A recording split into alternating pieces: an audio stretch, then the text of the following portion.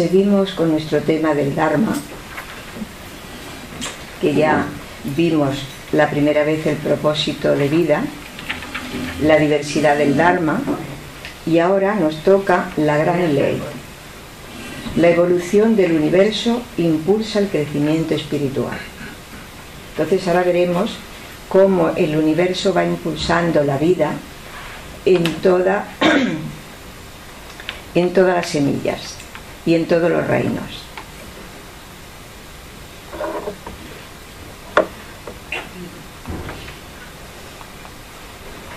El índice, primero la evolución, el despertar de la vida, en la naturaleza, en el reino animal, el desarrollo de las facultades, los opuestos posibilitan el universo, el hombre no está solo en la evolución, el Dharma debe ser reconocido por cada uno, el Dharma del Satriya,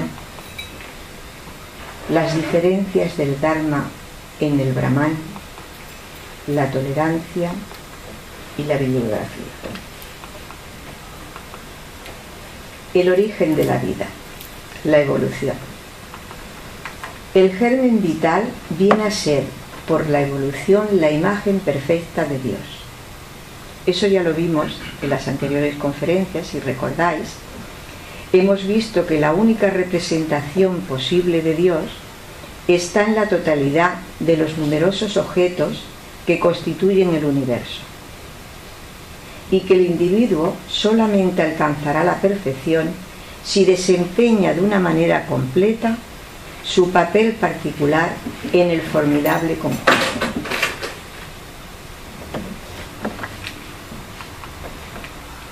Si partimos del principio que todo viene de Dios y que todo está en Él, y que nada en el universo puede ser excluido de Él, no hay vida que no sea su vida, ni fuerza, ni energía, ni formas.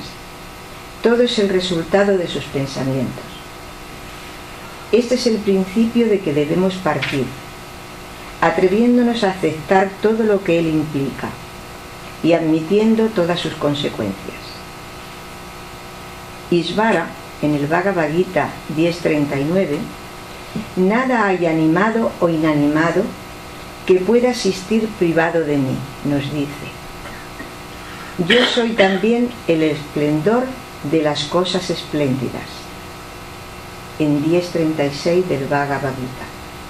Y en otro eslogan él dice, yo soy el fraude del truán. Si prestamos atención a estas afirmaciones, nos está diciendo de que Él es todo, lo bueno, lo malo, o sea, todo. La semilla de todos los seres, dice Sri Krishna, he aquí lo que yo soy, oh Arjuna, indiviso, o sea que Él no está dividido, es completo, es entero.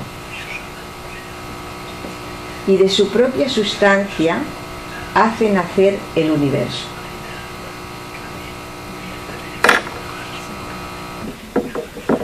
La vida contiene todo lo necesario en potencia, sin poderlo manifestar de antemano. Y ésta lo encierra todo en el germen. Pero esta vida que emana de Isvara no contiene desde el principio las cosas ya desenvueltas o desarrolladas, ni las potencias manifestadas, ni las posibilidades actualmente realizadas en sí misma. En la vida nada está como organismo desenvuelto completo. Todo nace incompleto, en potencia, latente, y se completa mediante el desarrollo propio de cada ser, de cada germen. El germen es dado por la ola de vida al mundo. Estos gérmenes venidos de la vida de Isvara se desenvuelven paso a paso, fase tras fase, sucesivamente. Todas las potencias están presentes en el Padre Generador. Y nuestro punto de partida es la vida. que se mezcla en la materia. Estas miriadas de simientes están innumerables chispas emanadas toda de la llama única, que es el Supremo Brahman. Es necesario que estas simientes se despierten las cualidades. Estas cualidades son energía, pero manifestadas a través de la materia. Esta fuerza inherente de la vida, o más bien estas fuerzas innumerables que manifiesta Ishvara, para permitir la existencia del universo, no aparecen en el germen todas al principio, sino van apareciendo sucesivamente, conforme el hombre o la semilla o el germen se va desarrollando.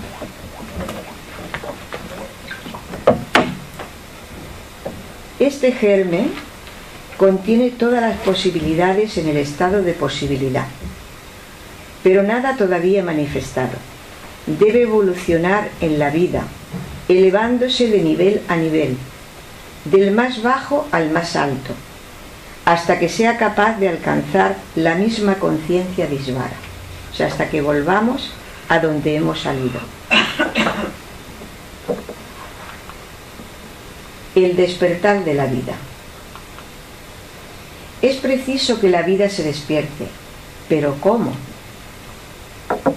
Si nos remontamos al tiempo en que la vida manifestada era la que encontrábamos en el reino mineral, colocada en las más bajas condiciones de conciencia, los minerales dan prueba de su conciencia por sus atracciones y repulsiones, por la cohesión de sus partículas, por sus afinidades y sus rechazos.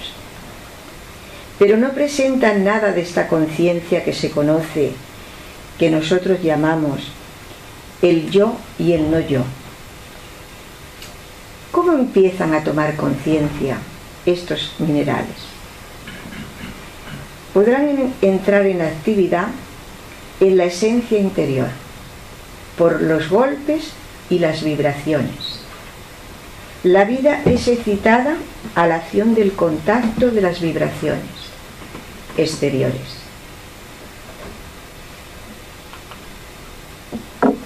Cuando la vida empieza a estremecerse desde adentro, empieza a despertarse la facultad naciente que está en nuestro interior.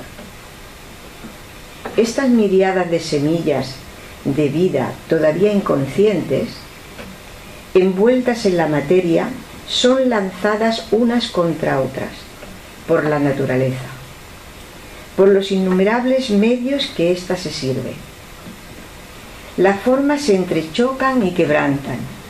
Así las envolturas materiales exteriores que recubre la vida de estas simientes, estas responden al golpe por un estremecimiento.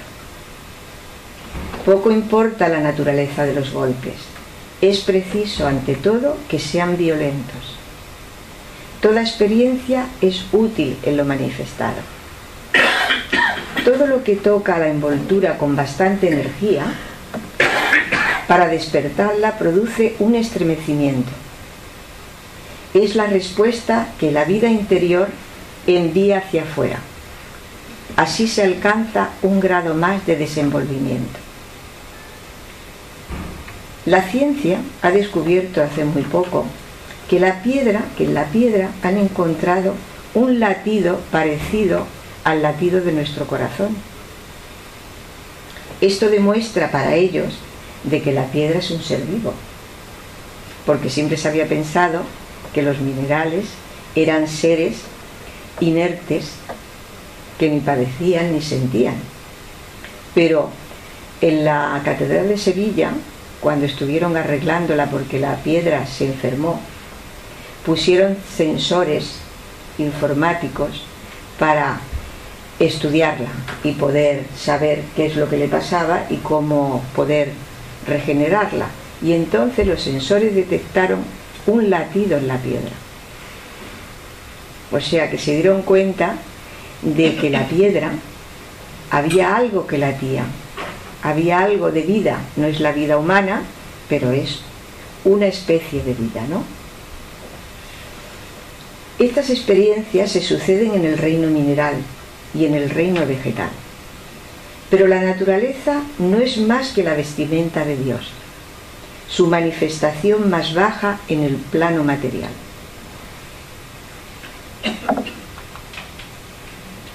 En la naturaleza, la vida posee facultades, las sensaciones, el placer y el sufrimiento. Estas son las dos sensaciones que tienen los minerales y los vegetales.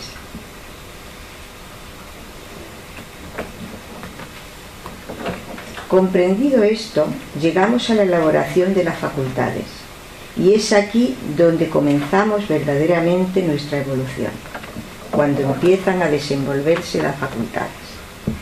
El flujo vital se ha mezclado con la materia, con objeto de que la simiente se encuentre colocada en un medio material que haga posible la evolución.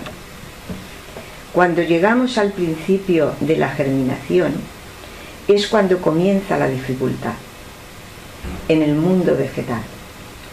El crecimiento en los primeros periodos es lento y oculto. El grano, la simiente, está oculta en la tierra. No la podemos ver, está tapada. Sumerge su raíz hacia abajo cuando empieza a crecer y envía hacia la superficie su tierno tallo para poder permitir la futura aparición del árbol o de la planta. La germinación de la semilla divina es silenciosa y los comienzos remotos están ocultos en las tinieblas como las raíces bajo la tierra. Y si lo comparamos con la simiente del hombre humano, del ser humano, vemos que también cuando empieza también es silencioso y también está oculto, tampoco lo vemos. Cuando la persona está embarazada, está dentro del vientre de la mujer, ni se oye, ni se siente. Los que estamos fuera, claro está, la persona que lo tiene sí que a veces tiene sensaciones, ¿no? Pero los demás es una cosa oculta. Hasta que ella no lo dice o empieza a aparecer ciertas manifestaciones, no nos enteramos de que hay allí una simiente de vida. La germinación de la semilla divina es silenciosa y los comienzos remotos están ocultos en las tinieblas como las raíces bajo la tierra. Aparece la respuesta de las vibraciones. Nacida del contacto, comienzan a mostrar que la vida posee una nueva facultad, la sensación. La vida comienza a probar lo que nosotros llamamos impresiones. La respuesta será diferente según sea de una impresión placentera o una impresión de sufrimiento. La esencia del placer es la armonía. Todo lo que procura placer es armónico. Todo lo que hace sufrir es una disonancia, es una desarmonía. Tenemos un ejemplo en la música cuando la estamos oyendo. Las notas armónicas en un mismo acorde dan al oído una sensación agradable y armoniosa. Pero si tocamos las cuerdas sin ocuparnos de las notas, nos produce una disonancia que hace sufrir al oído, algo desagradable. Lo que es cierto en la música es cierto en todo. La salud es armonía, la enfermedad es una disonancia, es un desequilibrio. La fuerza, la belleza son armonías, la debilidad, la fealdad son disonancias.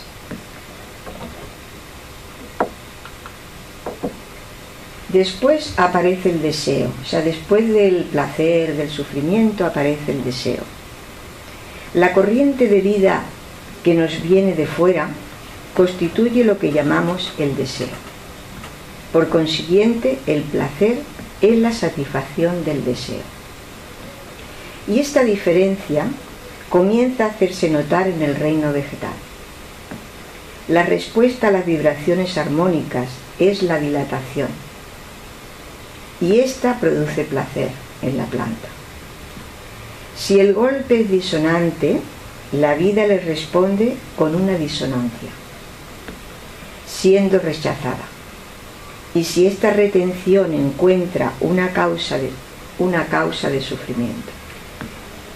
En la naturaleza, el placer significa la respuesta de un ser dotado de sensaciones, vibraciones armónicas y rítmicas. O sea que el placer es la armonía y el sufrimiento es la desarmonía.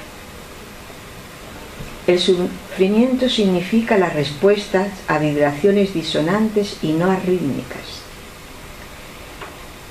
Las vibraciones armónicas abren un canal que se presta a la expansión de la vida. Estas corrientes que vienen de fuera constituyen el placer. Las vibraciones no armónicas cierran los conductos, impidiendo producirse la corriente. Y este impedimento constituye el sufrimiento y a lo que nosotros llamamos los bloqueos. Entonces, estos conductos los tiene la planta y los tiene también la persona, lo que los chinos llaman los meridianos. Entonces por aquí circula la energía y cuando la energía se para, se bloquea y la bloqueamos por nuestra mente, por nuestros actos incorrectos, por nuestros deseos que no son los que tocan. Entonces esto se bloquea.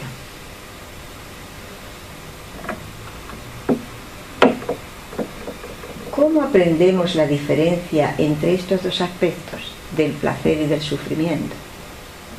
Los golpes, después de haberse repetido infinito número de veces, despiertan en esta vida cautiva el sentimiento de la distinción entre el placer y el dolor. O sea que el placer y el dolor es lo que nos hace darnos cuenta de que lo que es positivo y lo que es negativo para el ser. En el reino mineral se manifiesta mediante la percepción.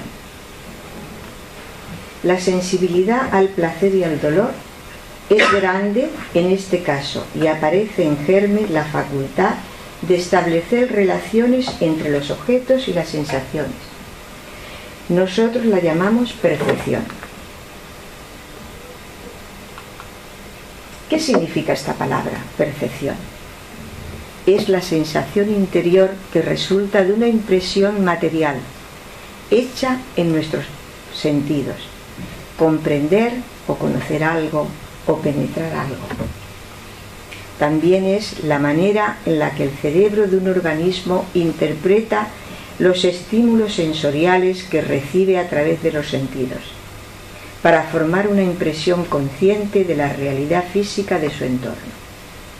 También se describe el conjunto de procesos mentales mediante el cual una persona selecciona, organiza e interpreta la información proveniente de los estímulos, de los pensamientos y de los sentimientos, y a partir de su experiencia previa de manera lógica o significativa.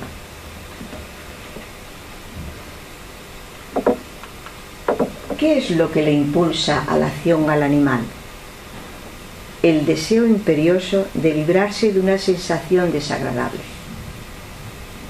Siente hambre, desea alimentos y se dedica a buscarlos. Siente sed, desea apaciguarla y va en busca de agua. Siempre busca el objeto que puede satisfacer su deseo y una vez satisfecho permanece en reposo. Ya no busca más, ya se encuentra a gusto, ha satisfecho ese deseo y no necesita hasta que no vuelva otra vez el impulso de un deseo nuevo. En el animal no hay movimiento espontáneo, el impulso debe venir de fuera siempre. El hambre ciertamente es sentida por el cuerpo interiormente, pero esto es exterior con relación al centro de la conciencia. Cuando decimos interiormente quiere decir que viene de la conciencia, no del cuerpo, porque el cuerpo también es exterior. La conciencia inferior es impulsada a la acción por influencias exteriores a ellas mismas. La conciencia superior es impulsada a la acción por móviles que provienen del interior.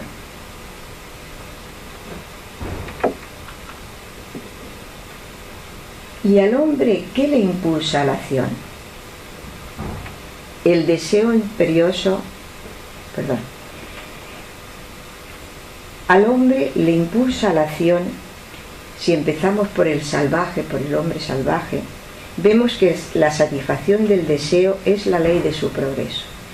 El hombre salvaje tiene que satisfacer su deseo si quiere progresar. En la primera fase, la sensación de los deseos es la ley de la evolución. O sea que su ley es eso, ir satisfaciendo los deseos uno detrás de otro. Y de esa manera va aprendiendo. Si el hombre no satisface sus deseos, no hay para él progreso posible. En esta etapa del hombre salvaje estamos hablando, Es necesario comprender que en este periodo no existe nada que pueda llamarse moralidad. En este periodo el hombre no conoce la moral. Y no hay distinción entre el bien y el mal.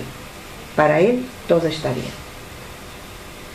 Durante esta fase primitiva, el dharma del salvaje o del animal superior le es impuesto. No tiene individualidad todavía. No hay elección. Su naturaleza interior, que distingue el desenvolvimiento del deseo, pide ser satisfecha. Y el dharma del salvaje es el de satisfacer todos sus deseos. Y no encontraremos en él el más débil sentimiento de bien o de mal, ni la más vaga noción de que la satisfacción de sus deseos puedan estar prohibida por una ley superior. No la conoce todavía. Su conciencia todavía no se la ha revelado. Esta satisfacción le hará despertar la razón, el juicio y la adquisición de las facultades más altas, de la memoria y de la imaginación. Encontramos el sentimiento del yo y el no yo, surgiendo lentamente y marchando a la paz. El no yo le toca y el yo lo siente. El no yo le es agradable y el yo lo sabe.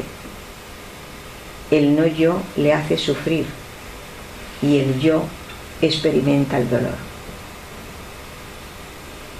Entonces queda establecida una distinción entre el sentimiento que se mira como el yo y todas las causas que consideran como el no yo. Cuando esta vida naciente, al contacto de un objeto exterior, reconoce en él algo que produce placer o dolor, nosotros decimos que este objeto es percibido y que la facultad de percibir o establecer lazos entre el mundo exterior y el interior está evolucionada. O sea que poco a poco de esta manera vamos evolucionando. Desde la parte más básica hasta la parte más superior. Cuando este progreso es realizado, la facultad mental comienza a germinar y a crecer en el organismo. Y le encontramos entre los animales superiores.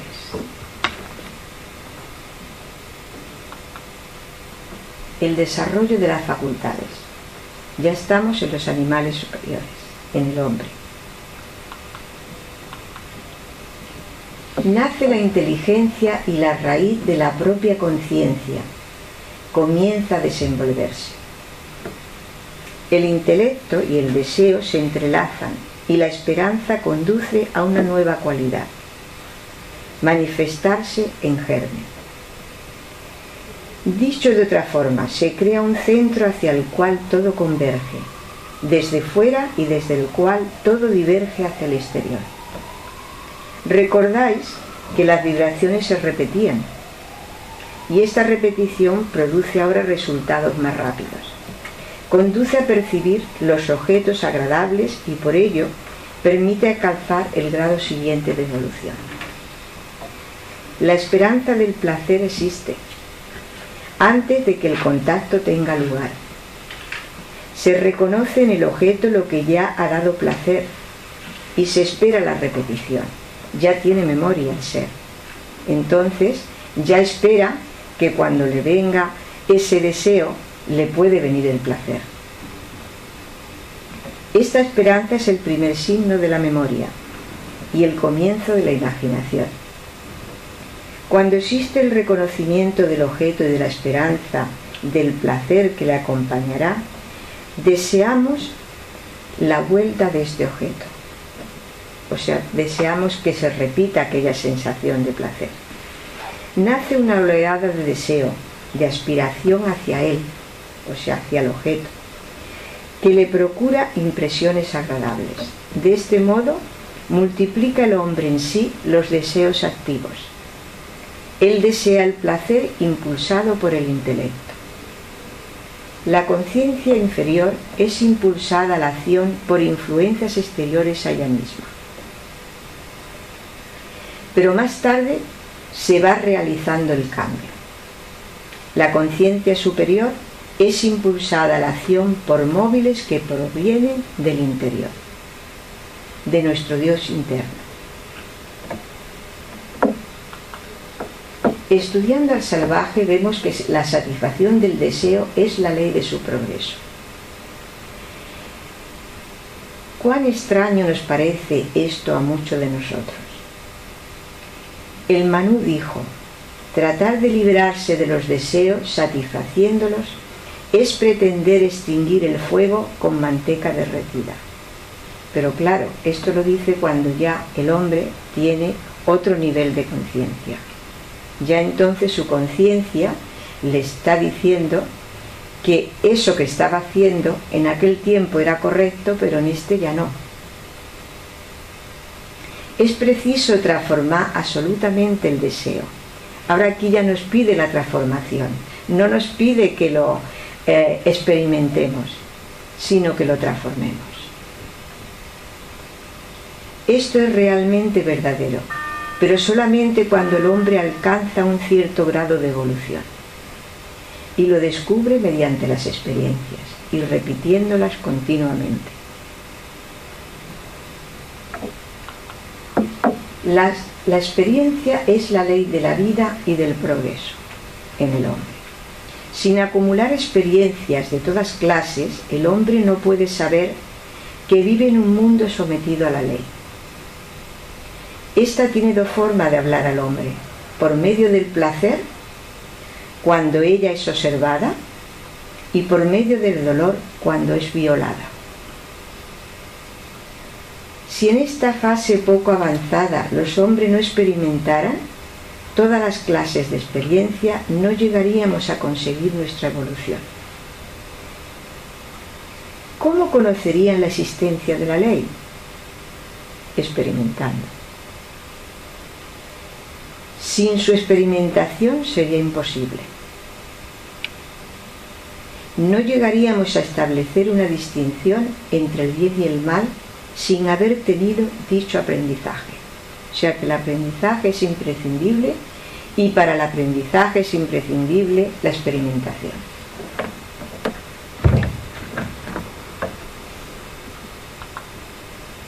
Los opuestos posibilitan el universo. Los opuestos se presentan a la conciencia bajo la forma del bien y del mal. Solo los opuestos hacen posible la existencia de un universo. Estos opuestos se presentan a la conciencia en un momento dado bajo la forma del bien y del mal. No se puede reconocer la luz sin la oscuridad, el movimiento sin el reposo, el placer sin el dolor. Igualmente, no podemos conocer el bien, que es la armonía con la ley, sin conocer el mal, que es el desacuerdo con la ley, que es la violación de la ley. Y el hombre no puede llegar a apreciar lo que le distingue sin haber pasado por las experiencias de uno y del otro. Por eso tenemos que pasar por el bien y por el mal, para poder apreciarlo y para poder descubrir la ley divina que nos rige.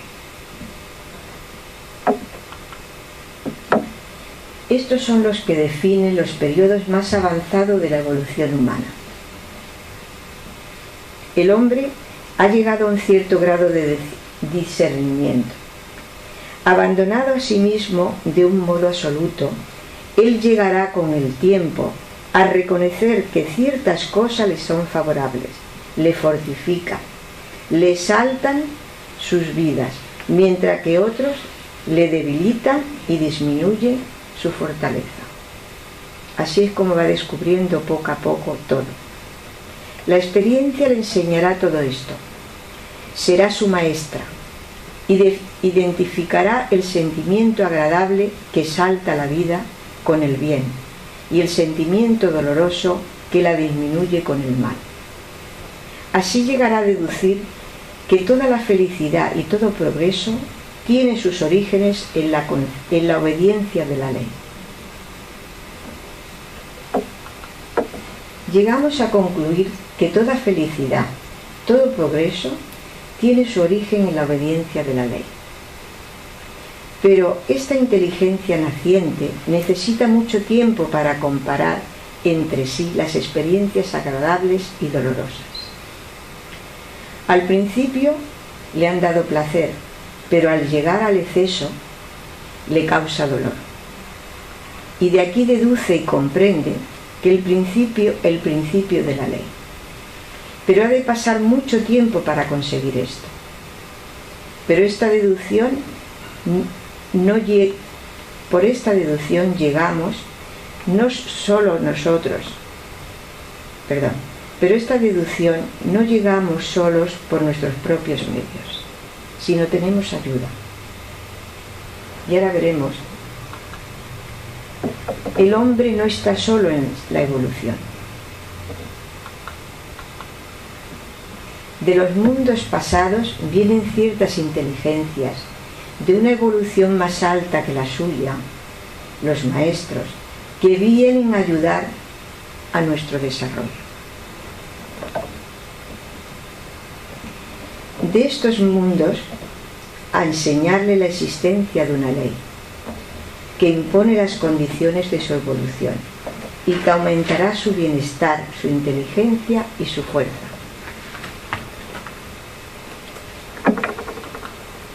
Las revelaciones de los maestros apresuran la evolución, o sea que su ayuda nos sirve para que evolucionemos mucho más rápido.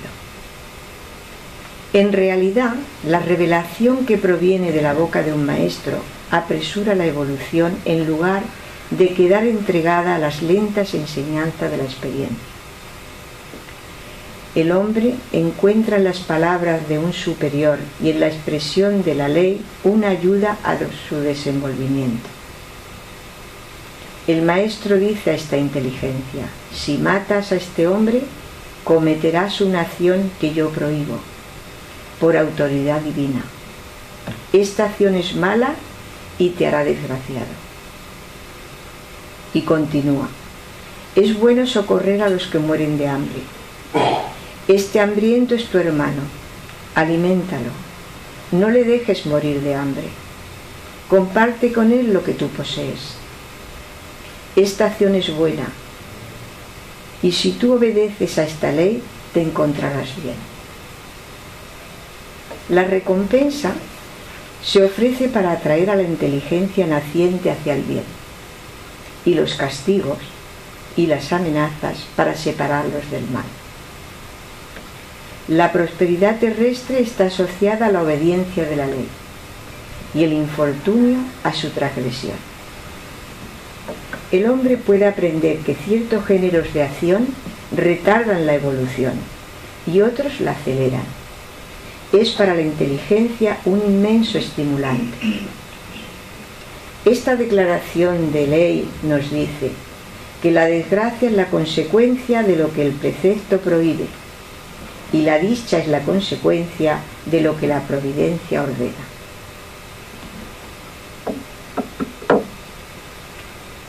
¿Y si rehúsa el hombre a obedecer la ley? Queda entonces entregado a las duras lecciones de la experiencia, a las severas enseñanzas del dolor y al látigo del sufrimiento. Le enseña la lección que no ha querido aprender de los labios del amor. Pero Ishvara, padre más tierno que ningún padre terrestre, permanece paciente.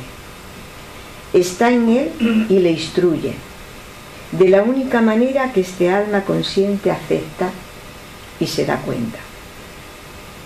Cuando el hombre no ha querido escuchar a la autoridad ni al ejemplo, es necesario a toda costa que el mal principio que retarda su evolución sea arrancado de él por medio de las consecuencias, por medio del sufrimiento y del dolor.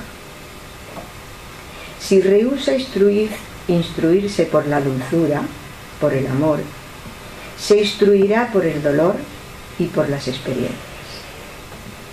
Dios responde: si rehúsas escuchar, haz lo que deseas, y sé instruido por tu dolor abrasador y las amarguras de tu desgradación. Y sumergiéndose en el vicio, experimenta enseguida el amargo dolor que sobreviene por haber pisoteado la ley. Tú aprenderás a desear en el fango y la degradación, la lección que no has querido recibir de la sabiduría y del amor. Porque Dios siempre es paciente. Él trabaja por el fin glorioso y por medio de la ley.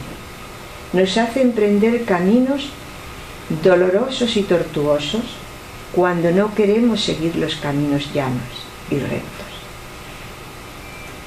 Nosotros, incapaces de comprender esta compasión infinita, interpretamos mal sus intenciones, pero Él prosigue su obra con la paciencia de la eternidad, para llegar a que el deseo sea completamente extirpado y que su Hijo pueda ser perfecto como su Padre, que está en los cielos y es perfecto.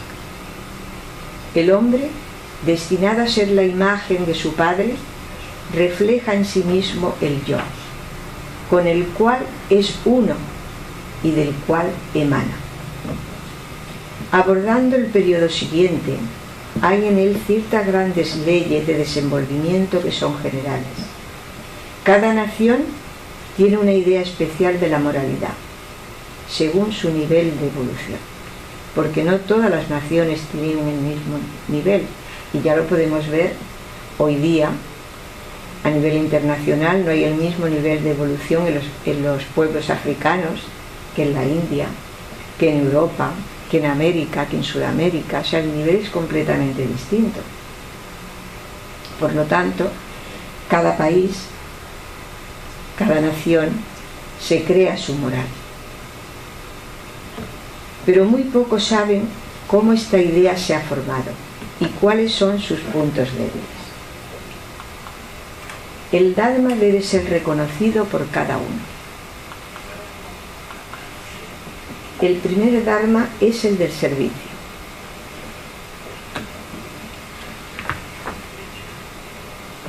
La gran ley de la evolución es la que gobierna los 4 pasos sucesivos del desenvolvimiento del hombre y se afirma cuando éste ha alcanzado un punto determinado, cuando su enseñanza preliminar ha concluido. O sea, ya lo básico lo hemos aprendido. Ahora estamos en otro escalón, en otro nivel. Esta ley existe en todas las naciones, cuya evolución ha alcanzado cierto nivel, pero ha sido proclamada por la India antigua como la ley definida de la vida evolucionante. Es la progresión que sigue el alma en su crecimiento, como el principio subyacente que permite comprender el Dharma y ajustarse a él.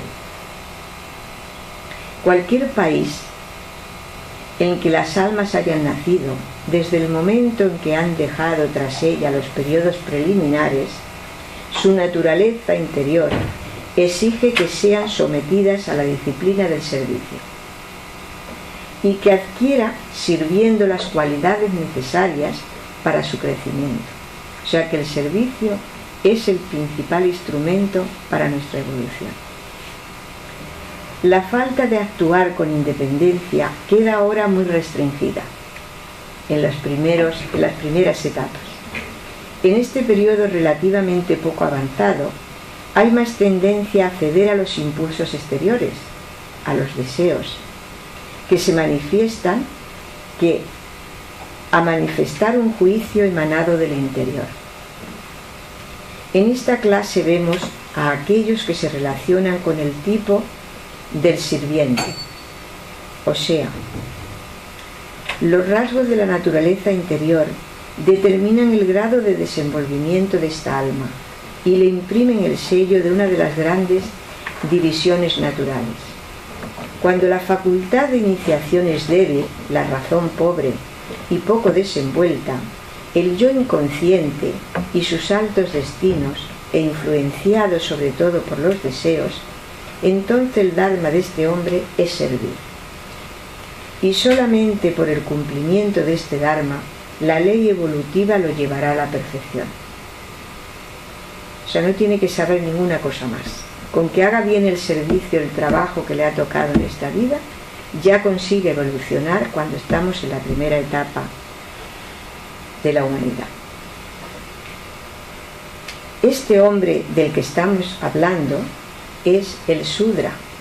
¿Os acordáis de que los Sudras eran la cuarta casta de la India?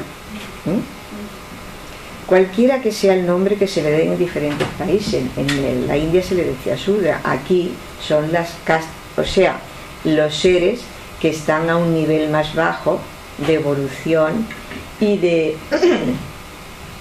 conocimientos. Y son los que hacen los trabajos más serviles. La última de las 4 castas que salieron del cuerpo de Brahma, esto eran los Sudras, la casta servil, que surgió del pie de la deidad. En la India antigua, las almas que representaban estos caracteres nacían en las clases que convenían a sus necesidades, porque los devas guiaban su nacimiento en aquel momento.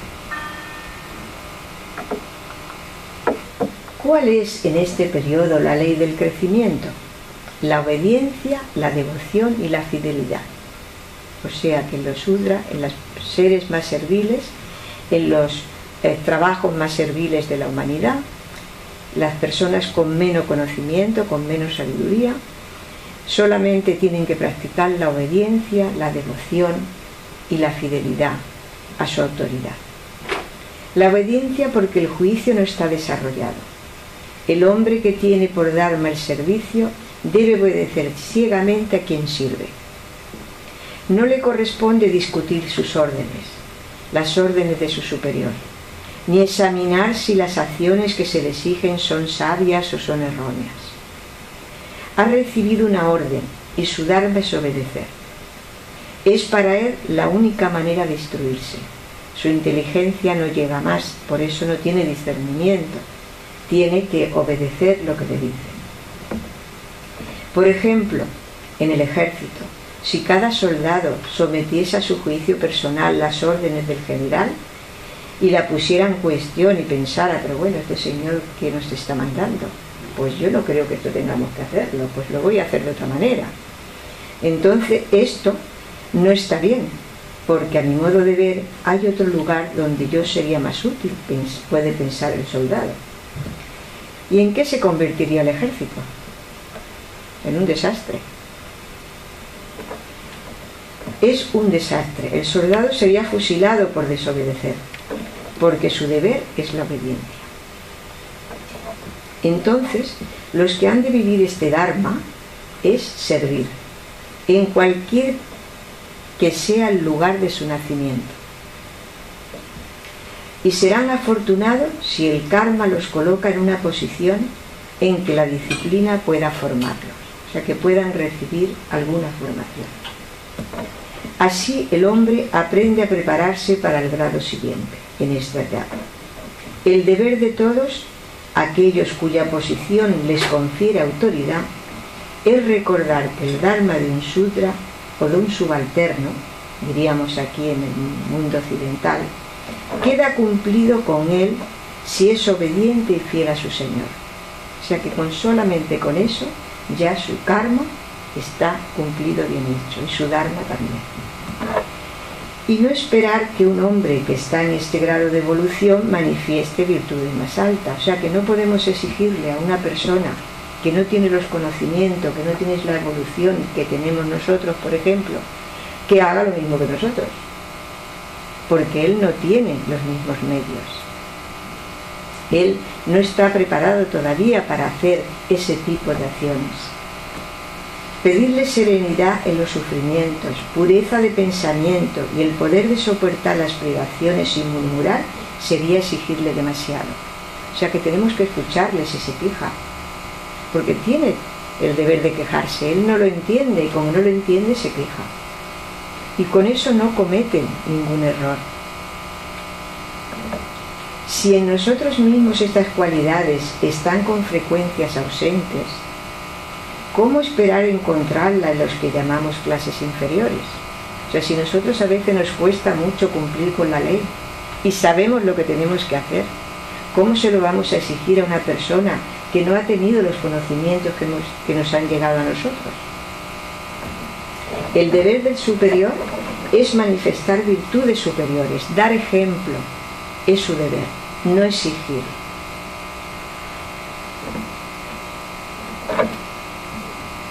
Es manifestar virtudes superiores, pero de ningún modo tiene derecho a exigirlo a sus inferiores, a sus subalternos.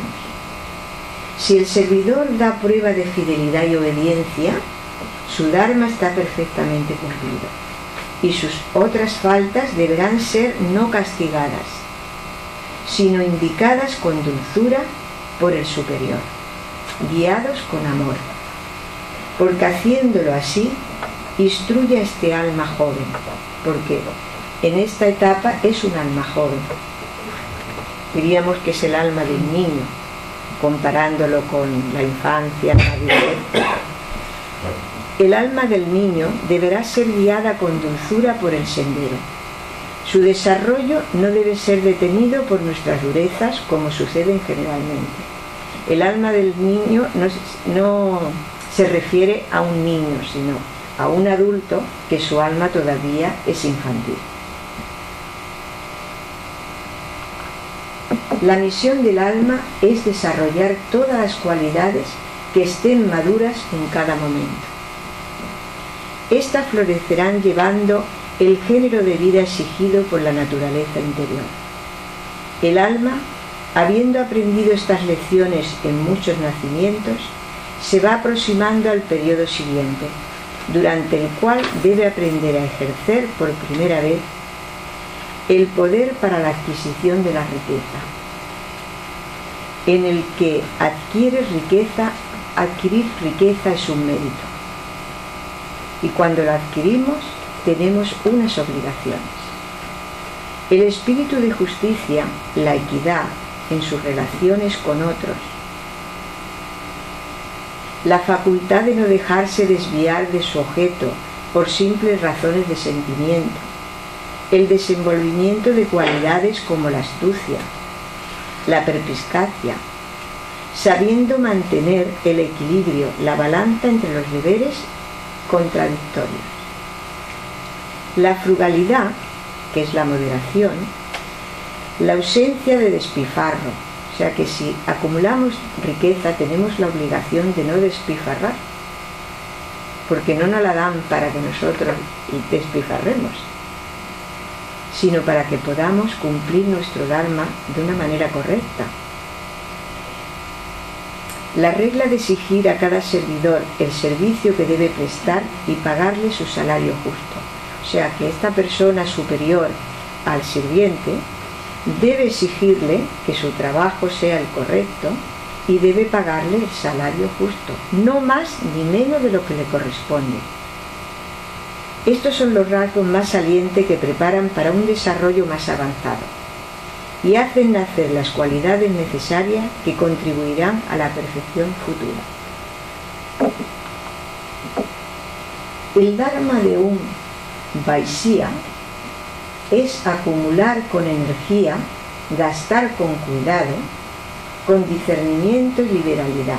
O sea, esto es lo que estamos hablando ahora. es el que está en otro nivel superior al sirviente. Entonces ya puede acumular riqueza, ya tiene más conocimiento, tiene más sabiduría, su conciencia ya le habla de la ley y entonces él debe seguirla. La manera como se manifiesta su naturaleza a la ley de su crecimiento interior. Él debe acumular riqueza por la práctica de la frugalidad, de la moderación y de la exactitud, y después emplearla en nobles adquisiciones, o bien consagrarla a empresas serias y cuidadosamente estudiadas que tengan por objeto el bien público, el bien general. Porque la riqueza nos la dan no solamente para nosotros, sino para que puedan disfrutarlo los demás también. ¿Y cómo? Pues, por ejemplo, si nosotros le damos trabajo a esa persona, ya le estamos dando parte de nuestra riqueza. El rehusar pagar más de lo que debe, exigir en las transacciones la rectitud y la exactitud. O sea que debemos de pagar lo justo. Todo esto hace nacer las cualidades necesarias que contribuirán a la perfección futura. Y si este alma no se cumple, los puntos débiles subsistirán en su carácter, se manifestarán más tarde y perjudicarán su evolución.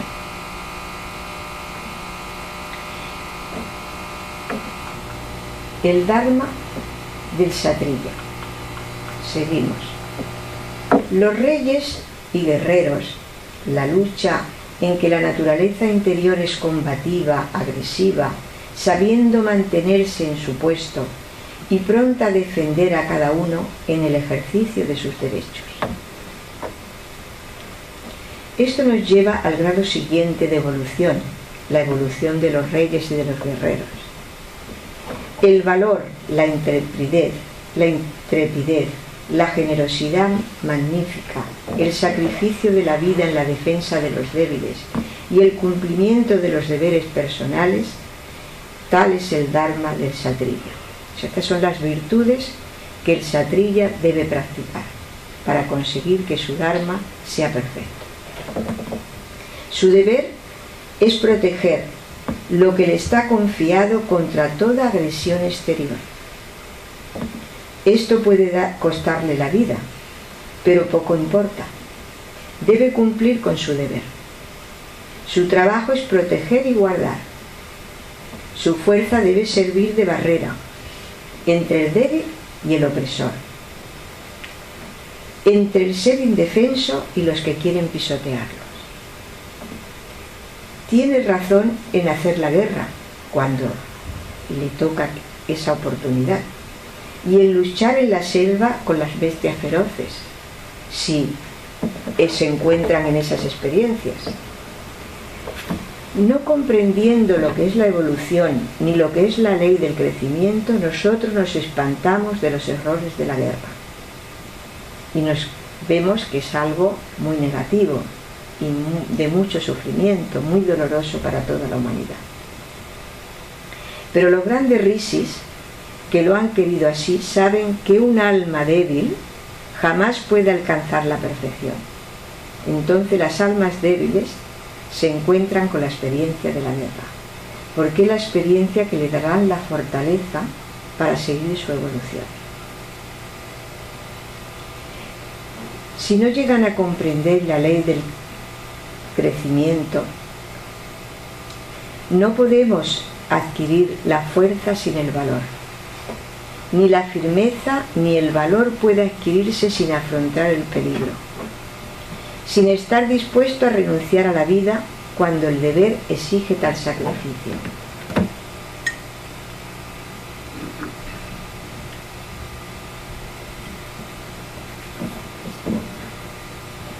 El pseudo moralista sentimental y impresionable retrocede ante esta doctrina, pero olvida que en todas las naciones hay almas que tienen necesidad de esta escuela, tienen necesidad de estas lecciones, y cuya evolución interior depende de la manera de que se aproveche de ella. Recordemos las palabras de Bhima: inmolar a sus enemigos si su deber de protector se lo impone.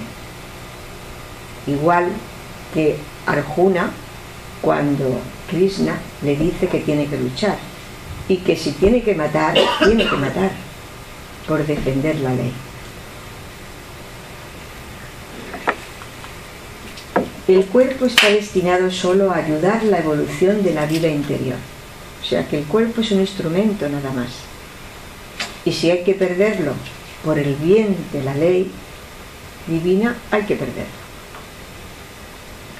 Cuando ha aprendido todo lo que el cuerpo podía darle, el cuerpo debe desaparecer y el alma queda libre, para volver a tomar otro cuerpo nuevo que le permita satisfacer facultades más altas.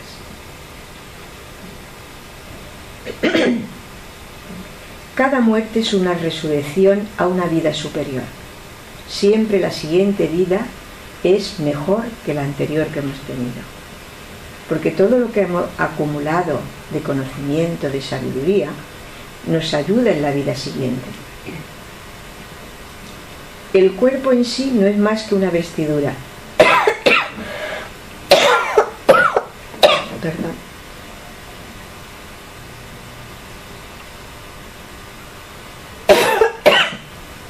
En él que el alma se envuelve, o sea que el cuerpo es la vestidura en que el alma se envuelve. Este cuerpo es nuestro vestido y si nuestro cuerpo crece debemos cambiar de vestido, pues si nuestra alma ha evolucionado y ha crecido espiritualmente, tenemos que cambiar de cuerpo. Y entonces, ¿qué quiere decir? Que tenemos que volver a reencarnarnos de nuevo. Es la difícil lección que aprende el Kshatriya, el abandonar su vida física, y este abandono su alma requiere el espíritu de renunciación. Tenemos que renunciar a nuestra vida. Así aprende a sufrir, a tener confianza en sí mismo, a experimentar la consagración de un ideal y la fidelidad de una causa. El Kshatriya da alegremente su cuerpo como precio de estas virtudes, y su alma inmortal se eleva triunfante para prepararse a una vida más hermosa. El último periodo es el de la enseñanza. Aquí el Dharma es enseñar. El alma debe haber asimilado todas las experiencias inferiores antes de poder enseñar. O sea, nosotros tenemos que haber aprendido lo que queremos enseñar. Sin ella no hubiese atravesado estos periodos anteriores, ni obtenido la sabiduría por la obediencia, el esfuerzo y la lucha. ¿Cómo podría enseñar si él desconoce esa ley, si desconoce ese conocimiento? No podemos enseñar lo que no sabemos, lo que no hemos experimentado. El hombre ha llegado a este grado de evolución en la que la expansión natural de su naturaleza interior le impulsa a instruir a sus hermanos más ignorantes. Y estas cualidades que el hombre ha asimilado y ha integrado no son artificiales, son naturales e innatas y se manifiesta donde quiera que exista el ser humano. Las diferencias del Dharma en el Brahman, o sea que llegamos al último escalón de evolución. El Dharma de un Brahman es instruir. Un Brahman ha adquirido los conocimientos y la sabiduría y un nacimiento favorable para ser instructor. O sea que ya la divinidad lo coloca, el universo lo coloca en el lugar adecuado. La ley de su desenvolvimiento es el conocimiento, la piedad, el perdón de las ofensas, la simpatía por toda criatura. Pero, ¿cómo el Brahman podría sentir simpatía por toda criatura si no hubiese aprendido a sacrificar su existencia a la voz del deber? Le sería imposible. ¿Cuál es para el Brahman la ley de su desarrollo?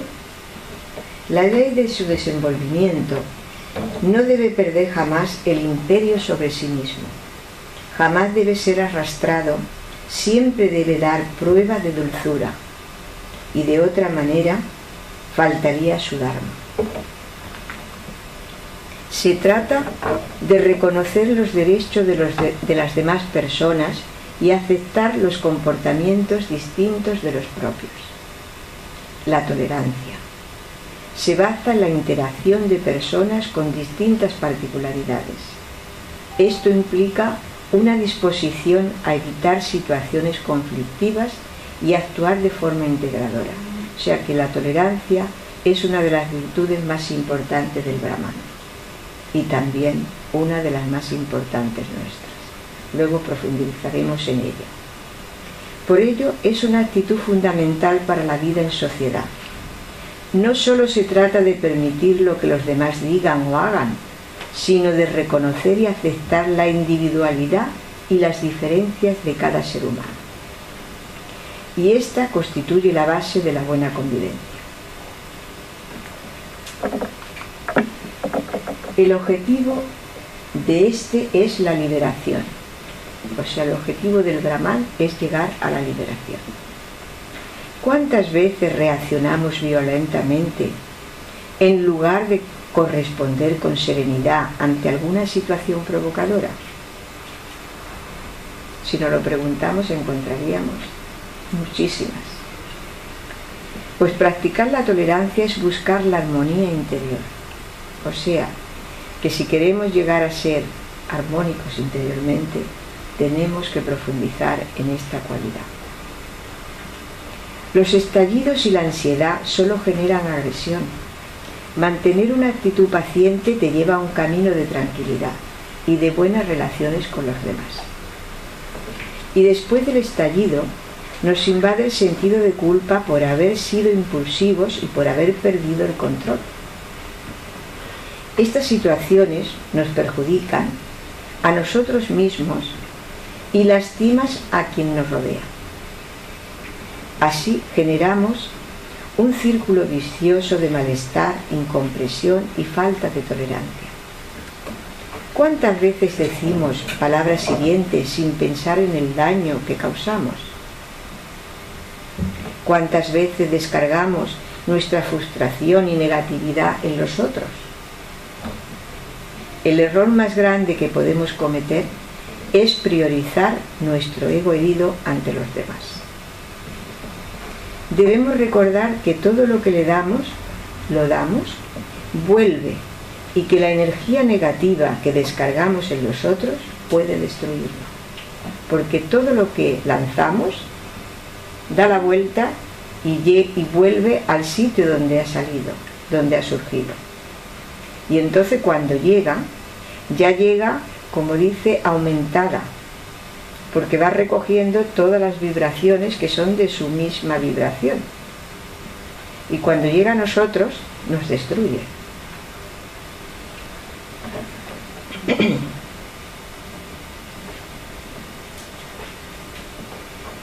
Debemos recordar que todo lo que damos vuelve, no lo podemos olvidar. En cambio, si cultivamos la paz interior, la paciencia fluirá naturalmente. Pero para emanar paz, primero debemos sentirnos en armonía. Y para conseguir esa armonía, nos han dicho que tenemos que practicar la tolerancia. Practicar la calma es reducir el estrés, el ansia y mejorar la empatía. Estas son claves para cultivar la paciencia. Observar nuestros pensamientos, nuestra manera de pensar, puede estar basada en creencias que no fomentan la paciencia. Dejemos de lado la descalificación, la crítica, el enojo y la falta de tolerancia. Cuando algo nos altera, respiremos profundamente, contemos hasta 10 y después actuemos desde ese estado de quietud. Si esto de verdad lo hiciéramos, qué diferente sería nuestra respuesta. Esto nos puede ayudar a frenar nuestro ego porque siempre queremos controlarlo todo. Así no generaríamos discusiones interminables ni relaciones conflictivas. Así podemos elegir estar en paz o tener la razón. Y yo creo que debíamos de elegir estar en paz, pero nuestro ego nos impulsa, y eso de que no nos den la razón, creyendo que la llevamos, nos cuesta mucho renunciar. Si perseveramos en esta práctica, superaremos el nerviosismo y la ansiedad cotidiana. Conseguiremos desarrollar la paciencia, aprendiendo a tolerar las pequeñas frustraciones. Recordemos la importancia de practicar la observación interna y cultivar la paz interior, porque si estamos en calma por dentro, responderemos con serenidad hacia afuera. Todo lo que sentimos determina la manera en que vemos la vida. Siempre podemos elegir qué actitud adoptar. Si queremos ser protagonistas, conscientes o rehenes de nuestras emociones. Debemos tener paciencia y esperar a que en nuestro interior se desarrollen las raíces morales y espirituales suficientes para formar una vida sólida, desde la cual se puede generar una transformación.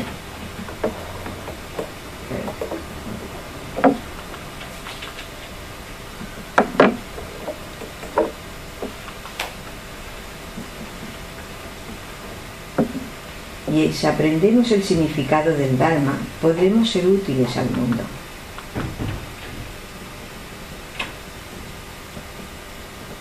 La tolerancia es un valor moral que se practica con el respeto al otro. Practicar la tolerancia es buscar la armonía interior. Y en la vida cotidiana es el arte de saber respetar. La paciencia es el camino para la tolerancia. La paciencia es una virtud fundamental que debemos cultivar cada día si queremos mantener el eje ante las circunstancias difíciles. Es una característica que se logra con la disciplina y solo si practicamos se convertirá en un hábito. Ser pacientes no significa ser compasivos, sino observar las situaciones desde un punto de equilibrio interno, que nos permita elegir las palabras y las acciones adecuadas. Para desarrollarla, aceptemos que nuestros puntos de vista sean solo una parte de la ecuación. Aprendamos a ser humildes, a pedir perdón cuando cometemos errores. Identifiquemos la situación que desafía nuestra paciencia. Conozcamos las emociones que se nos alteran y así podremos cambiar nuestras reacciones. Pongamos nuestro foco en lo importante, en cultivar la paciencia. Nos permite centrarnos en los aspectos reales, valiosos de la vida. No perdamos la energía en discusiones sin sentido. Desarrollemos el diálogo tolerante y receptivo, aunque no estemos de acuerdo con las ideas del otro. Llegar a acuerdos siempre es grato y saludable. Desde ese espacio de calma interior, nuestras acciones serán totalmente conscientes. Poner el apasionamiento al servicio de las causas, no contra las personas. Usar las palabras como puente y no como arma arrojadiza. La prepotencia es la enemiga de la tolerancia. Tratando de comprender las razones que nos llevan a nuestro interlocutor a posiciones distintas y distantes de las nuestras propias. Esta tiene precisamente su razón de ser en relación con la discrepancia y con el ejercicio de la libertad. En la Biblia nos dice: todo tiene su tiempo, ten paciencia. Dios sabe lo que es mejor para ti y su tiempo es perfecto. O sea que Dios nos está invitando a ser pacientes y a que confiemos en Él.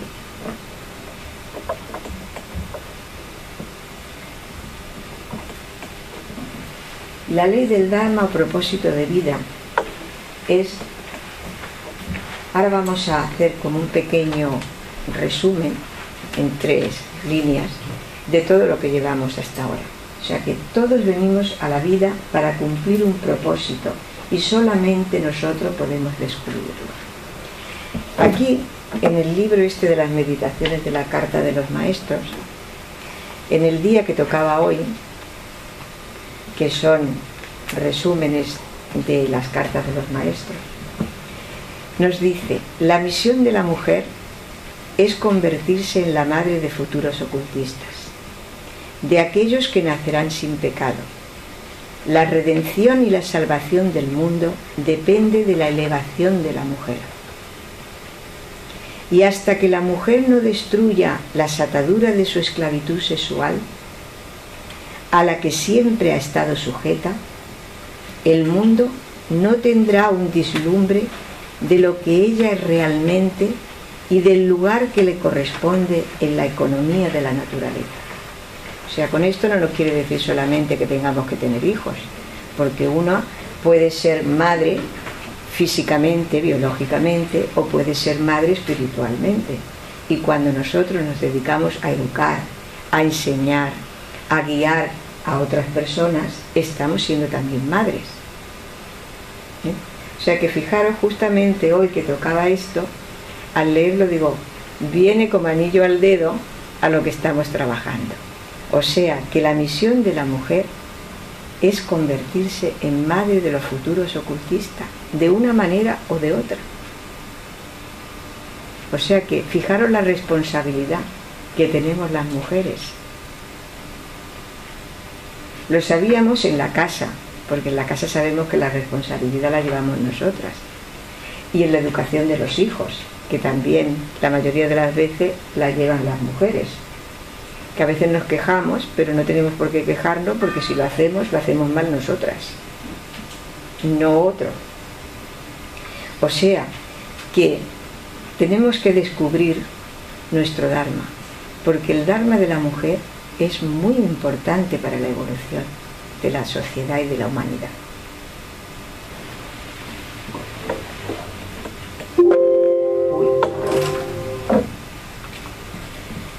Esta ley se activa cuando nos preguntamos, o sea, la ley del Dharma se activa cuando nos preguntamos: ¿cómo podemos ayudar a la humanidad? En lugar de ¿qué gano yo con esto o con eso? Si hago esto o hago lo otro. O sea, no la recompensa, la ganancia que voy a tener, sino la ayuda que puedo prestar. Este cambio de pregunta interna trae una gran evolución espiritual. Hace que nuestro espíritu se haga presente y apoye nuestras acciones. Pero dice, nadie puede construir el puente para que tú cruces el río de la vida. Nadie sino tú mismo. Entonces tenemos que ser conscientes que somos nosotros mismos los que tenemos que trabajar, luchar y fabricar nuestra vida, construir nuestro camino y nuestro sendero, porque nadie lo puede hacer por nosotros. La biografía que he utilizado es el Dharma de Anibesan,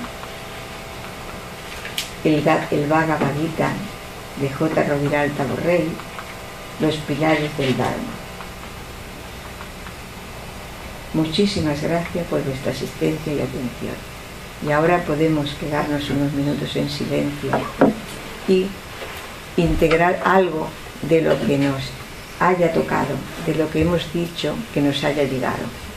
Y eso que nos ha llegado es lo que nosotros necesitamos poner en práctica.